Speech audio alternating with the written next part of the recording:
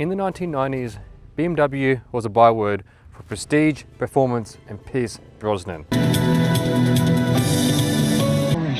overall satisfaction. They arguably had probably one of the most famous lineups of any manufacturer at the time. They have everything from the absolute face-ripping BMW E46 M3 setting the world on fire, right to their flagship V12 5-litre 7 Series. I mean, the last time the Germans put a V12 in anything, it was in the front of a Messerschmitt fighter. Even though BMW was doing so well, there was just one little problem.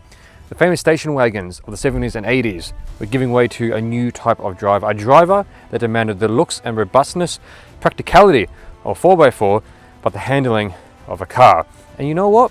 The market started to wake up a bit onto that. Funny enough, it was actually Ford that kind of popularized the whole idea of the family-friendly SUV with the Ford Explorer that came out in 1991. That was a soft-roader that had the looks of a four-wheel drive, but the practicality and road handling of a sedan. So after Ford came out with the Explorer, other manufacturers started to peak on. Jeep came out with their first, the Cherokee, and there was an absolute sales success. Then even a Toyota threw the hat in the ring with the first generation of RAV4 in the late 90s. You probably notice that there's a bit of an absence of the German marques in that list.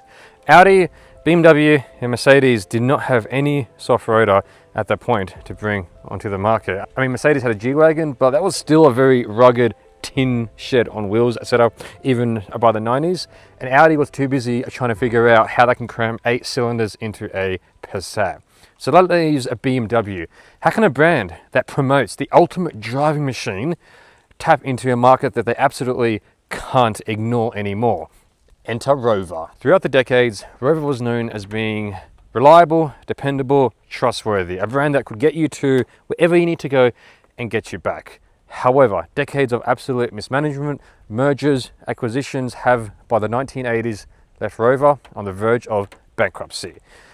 So this is where the BMW bigwigs had a bit of a masterstroke idea. The executives at BMW thought, hang on, this is brilliant. Why don't we just buy Rover, sell the Range Rover in our dealerships and keep the nice, sporty German BMWs undiluted in their purest form? So that's exactly what BMW did. They bought Rover Group and they actually started selling the Range Rover separately to BMWs. It meant that they could dip their toes into the market without committing to it. There was only one problem. Rover was just making rubbish. When BMW bought Rover, the newest Range Rover was a P38A. Now that actually took 24 years to develop, and when it came out, it was a bit underwhelming. And as you can see, it was already dated, looked like melted cheese by the time it came out. So BMW actually went back to the drawing board and had a lot more input into the L322, which is the next generation of Rover, and that was actually much more of a sales success. However, BMW of North America started putting together the idea of a German off-roader, the X5. BMW of North America came up with a bit of a term, own the garage. Yes, as you can see, I am in the comfort of my veranda. I had some video difficulties, so we will continue from a very sunny Sydney. So, own the garage. What did that mean? It meant that the bigwigs in BMW noticed that for every BMW that was parked, there was a Ford Explorer parked next to it. This posed a bit of a genuine existential threat to BMW. Incoming Lexus and even their new Mercedes ML were lapping at their feet. BMW had to do something. Spurred on by this terrible development, BMW of North America and Germany started to work together to put together the core requirements of this new SUV. So, what was that?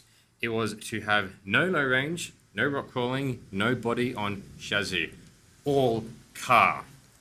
So, the first sketches actually came out of BMW's California design studio called DesignWorks, and this all started coming out in the mid-1990s. And as you can see here, the genesis of what was to be the BMW E53 was already kind of here.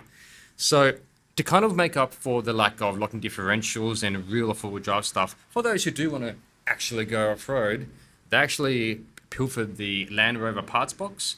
They pinched hill descents. They also got the now famous split tailgate.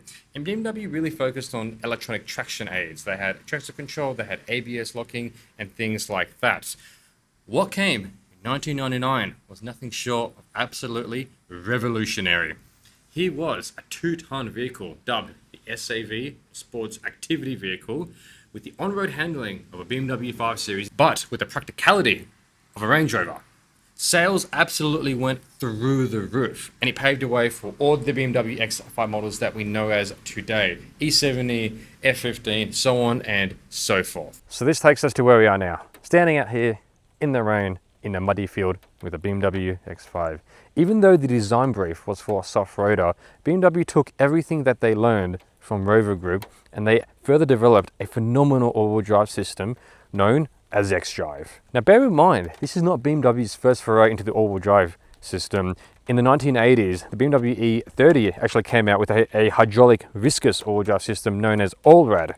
So this isn't necessarily too new to them. So the BMW X5 came out with a very rudimentary all-wheel drive system. This was actually pre-X-Drive. It used traction control and ABS to exclusively redistribute all the power. The way it worked was pretty simple. When one wheel was spinning, it would apply brake and then redistribute to the other 3 remaining wheels. It was almost like trying to lock it. Now, this is actually shared with the Australian Ford Territory, so I'm actually very familiar with this setup. It uses the same NV125 open transfer case. There's only a bit of an issue with it. To engage the system, you have to actually lose traction.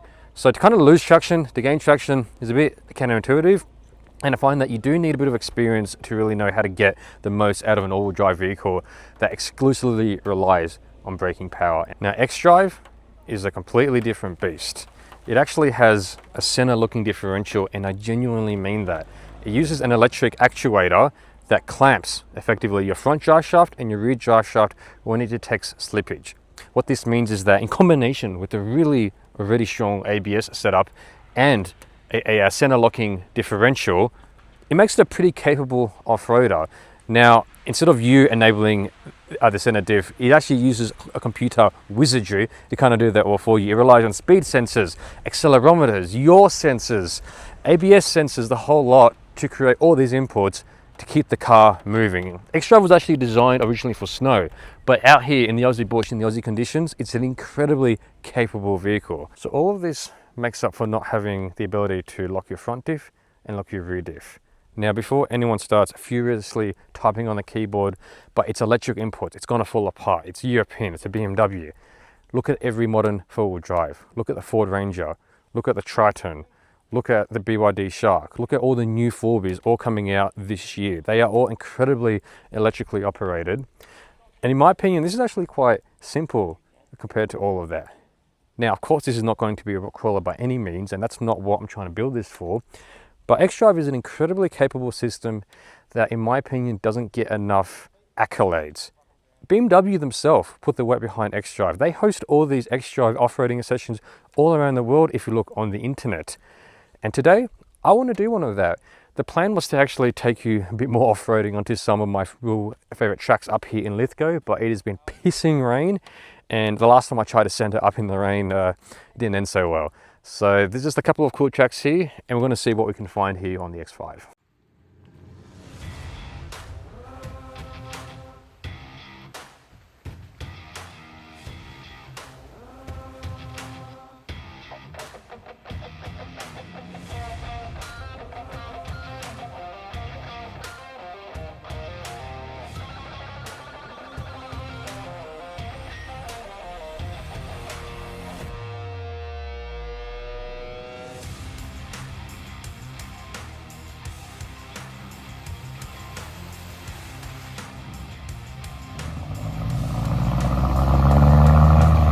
Keep going, keep going!